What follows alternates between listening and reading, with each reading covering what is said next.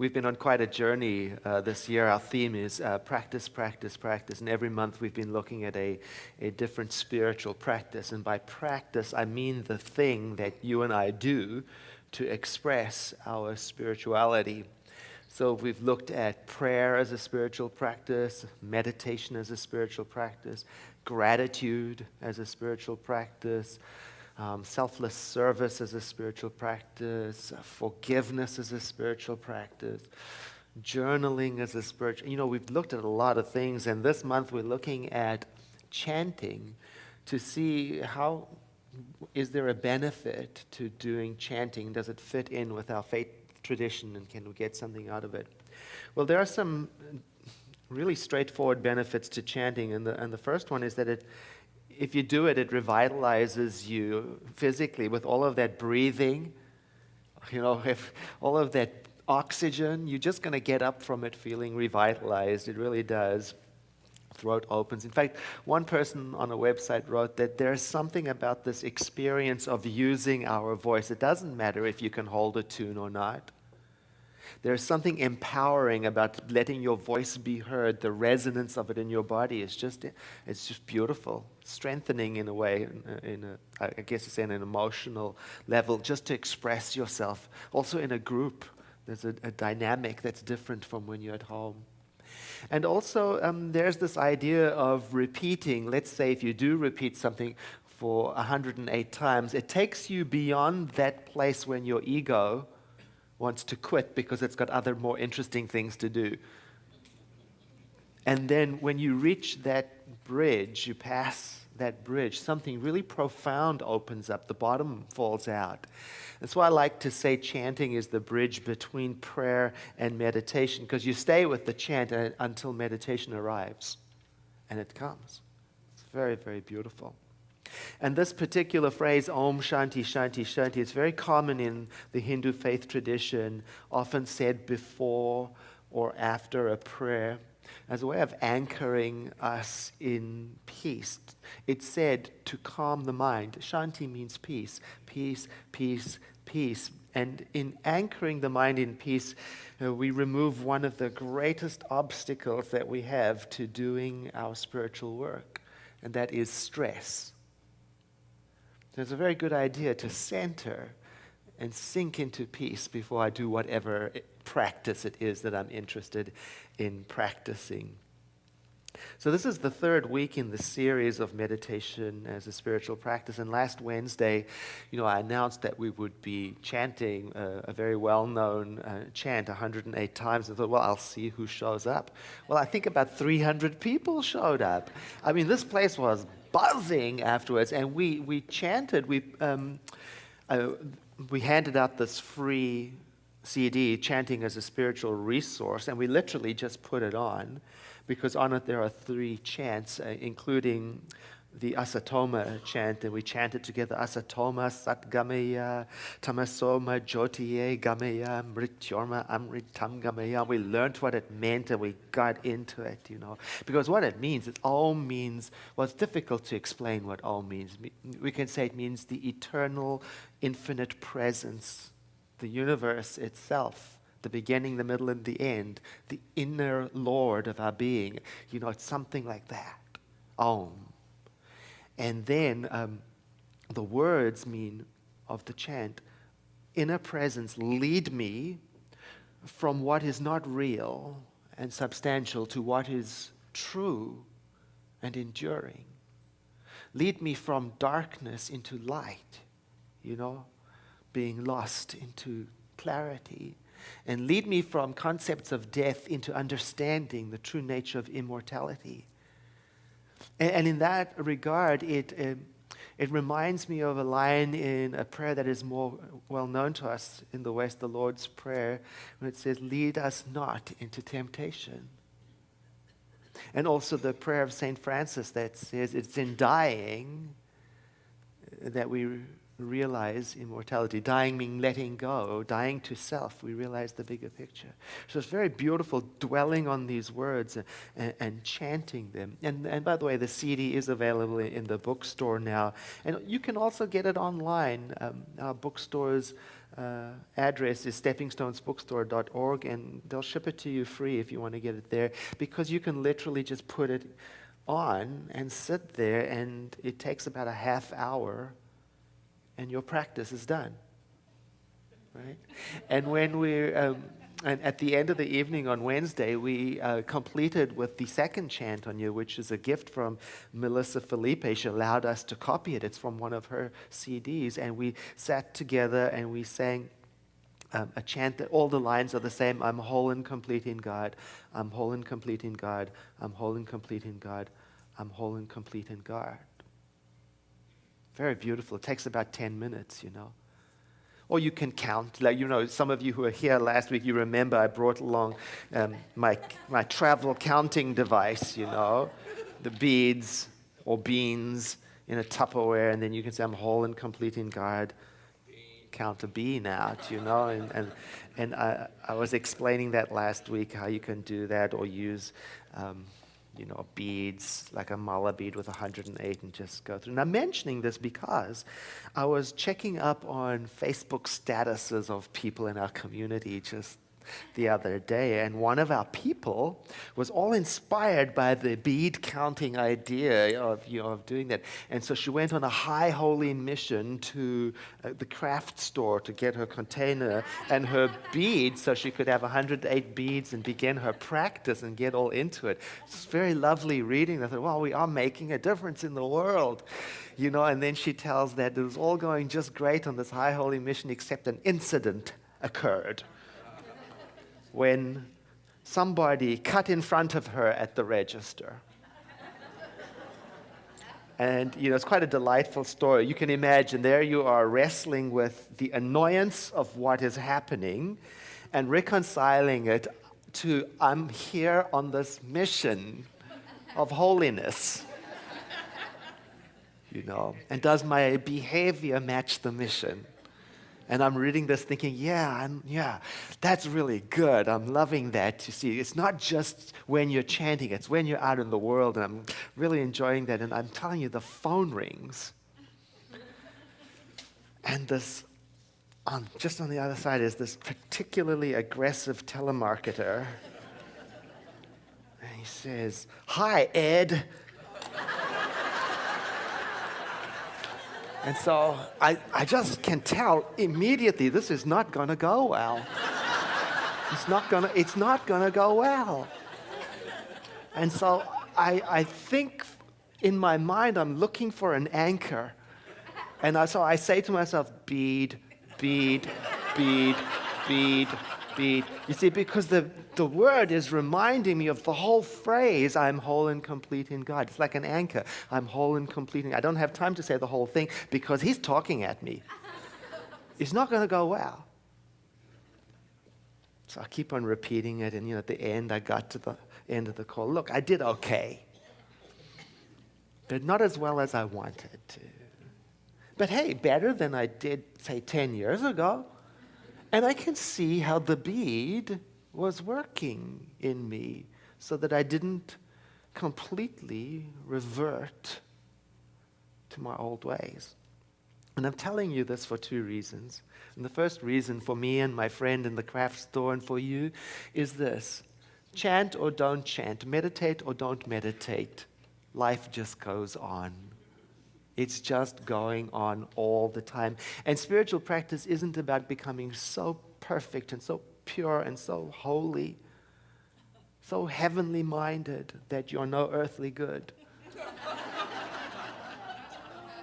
Right? Because the fact of the matter is, life just presents every moment another opportunity to see, can I do better? That's spiritual living, not giving up. Can I bring more of my best self to the table? Every moment. And the second reason why I'm telling you is because I noticed something when I started to repeat the word bead, bead, bead, that the word came to symbolize the whole idea. All of the words. And that's the idea of practice. I didn't have to say the whole thing. I just needed to say the one thing. And it occurs to me that when I do repeat a phrase, and whatever the activity I'm doing, if I'm passing beans or beads from a container, or I'm holding a mala bead, or I'm sitting in a particular chair, then that chair starts to take on the entire meaning of the practice. And the beads, I can tell you that when I hold these beads, in it, for me, is the memory of every prayer I've ever said holding them. I mean, I'm even starting to look at these Tupperwares with awe.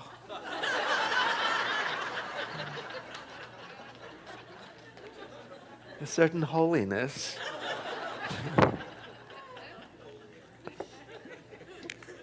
The idea of practice is that you and I familiarize ourselves with something through repetition so that we become intimate with it in every detail until the whole of it is known to us so well that the whole of it is available to us even if we're dealing with only a part of it. Just one being, one word. I was thinking about that, and a friend of mine is an example of having access to the whole through repetition and practice. He's a chess player. And when he plays chess, well, look, when I play chess, I haven't practiced. I don't repeat all the moves. I don't study it. So I'm just thinking about what's the next move I can do to stay out of trouble, right? That's where I am. Not for him. When he plays chess, he's so familiar through repetition and exposure to it that it's like meditation. He can map out multiple realities, multiple outcomes. It's all available to him. So when he's sitting there and he's thinking about a move, he's not thinking, how do I stay out of trouble? He's thinking, how beautiful are the possibilities? I was reading online on this website, changingminds.org. They're talking there about this repetition principle. The principle of repetition says that if something happens often enough, I will eventually be persuaded by it.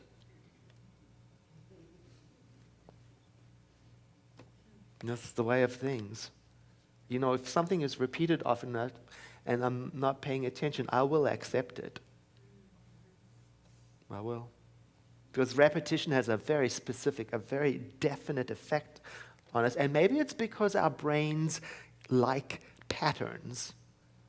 And our brains accept patterns. And repeating a thing creates a pattern. And that makes us comfortable. We like that.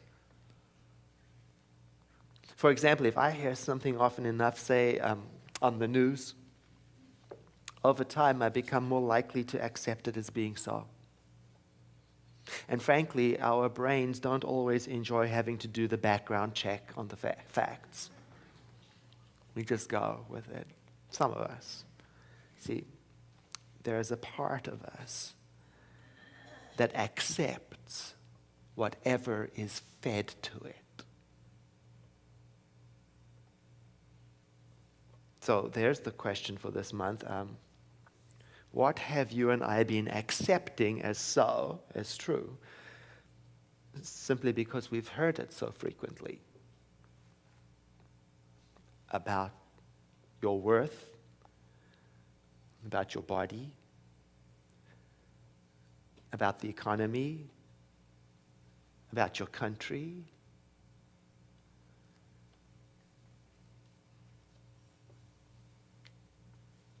On that website, changingminds.org, he talks to a very common phrase, familiarity breeds contempt. And he says, whereas that might be so, it is much more likely that familiarity will lead to an experience of feeling comfortable and having an experience of liking and openness through repetition. Our acceptance is increased. You know, that is why some people feel more comfortable buying products that they are familiar with the brand, even though they've never ever tried it. that they are familiar and comfortable because they have been exposed to it so often and so frequently that their tendency is to reach for it.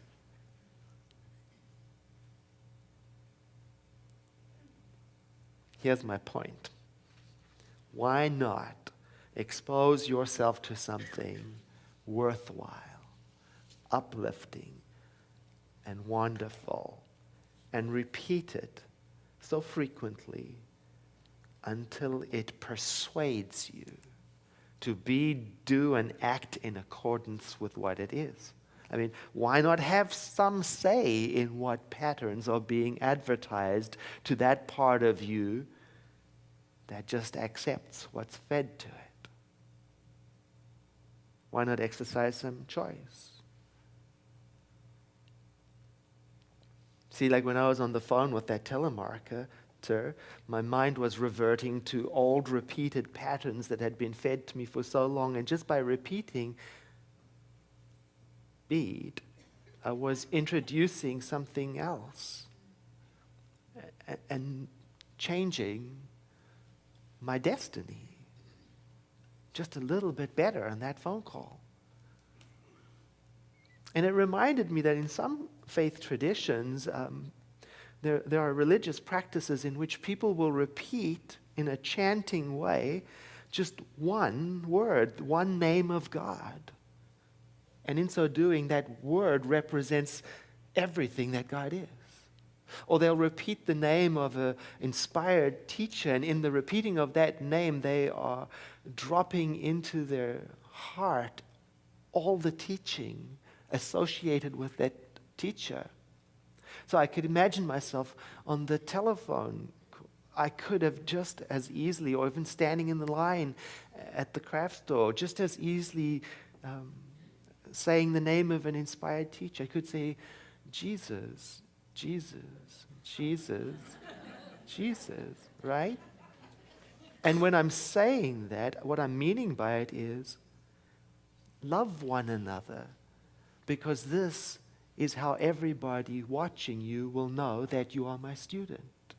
And Jesus, Jesus, Jesus, Jesus. And what I mean by that would be, it is your faith that makes you whole. Jesus, Jesus, Jesus, Jesus. And what I would mean by that is, it is not I, but that power that I call the Father within me that does all the work. Jesus, Jesus, Jesus, Jesus. You see, that's how you take Jesus into your heart and everything that he represents to you, powerfully. And if you are a devotee of another teacher or of Krishna, it's the same thing. You say Krishna, Krishna, Krishna, Krishna. And by that you mean all spiritual paths are valid and all lead to God, and no spiritual effort is ever wasted. Krishna, Krishna, Krishna, Krishna. And by that you mean it is not the form of your prayer or your practice that matters. It's the sincerity in your heart. Krishna, Krishna, Krishna, Krishna. And by that you mean, for I have created all of this world with but an infinitesimal speck of my eternal being. Krishna, Krishna, Krishna, Krishna. Or you could do it with a quality, like the one we sang this morning, peace. Om Shanti. Shanti is a Sanskrit word. It means peace, but it means, I think of the Bible when I think of the peace that Shanti means. In Philippians, and I paraphrase this for metaphysicians, this is what I think when I'm saying Om Shanti, Shanti, Shanti. It goes like this in the Bible. Do not be anxious about anything, But in every situation, pray with gratitude in your heart, and then you will experience the peace of the Creator, and that is a peace that exceeds anything we can understand. And that peace will guard your heart as you live with your mind centered in that consciousness that we call Christ. Shanti, Shanti, Shanti. Om. Shanti, Shanti, Shanti. That's what I mean. All of that. Om. And so then that song becomes what an experience of prayer.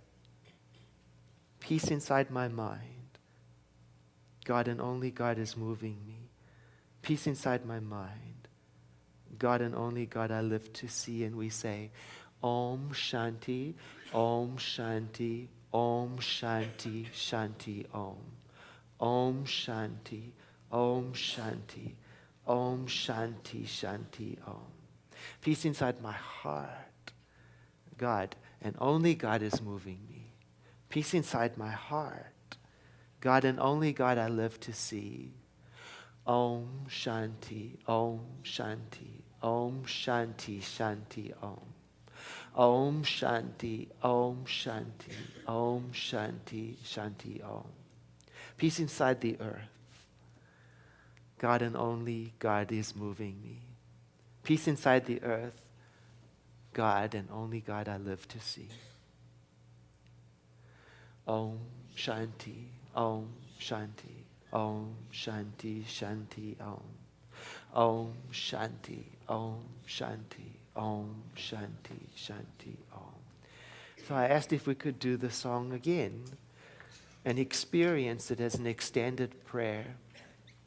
And to let our thought each time we say Shanti go to that peace that passes understanding. In the infinity of life where I am, all is whole and perfect and complete. For the full presence of the living one, the eternal one, is here completely. Above me, below me, inside and outside, everywhere present all of the time, as it was in the beginning and is now and ever shall be. And so it is that I dwell upon its eternal nature and the peace that is at the heart of all creation. And I call that my refuge and my origin and my life and my mind, so that as I move forward into this world, I am affected by this awareness, this knowledge of my true nature. And as I dwell upon this peaceful nature, it opens me up to recognize that this too is true of every being I meet. And so I covenant with myself to treat the world as if it is a reflection of a stronghold of deep, abiding peace. And as peace speaks to peace, I find my experience of this world conforming itself to this new story that I am reciting to myself with faith and trust abiding. I am not persuaded by any story that has gone before, for in this day I am born again, renewed by the affirmation of my heart, that affirmation of truth that comes from some place beyond anything I could have thought up, the origin of my being, of our being. And so I rest in this. And what wells up is a sense of gratitude and appreciation, a sense of completeness, of joy, uncaused joy, of connectedness. And I release this word, holding it lightly, entrusting it to that action of the spiritual universe I call the law of mind, that to which Jesus referred as the Father within that doeth the work, that which is known as the Holy Spirit, that the spiritual law that governs the universe, that through grace establishes us in the content of our prayer. Om Shanti, Shanti, Shanti.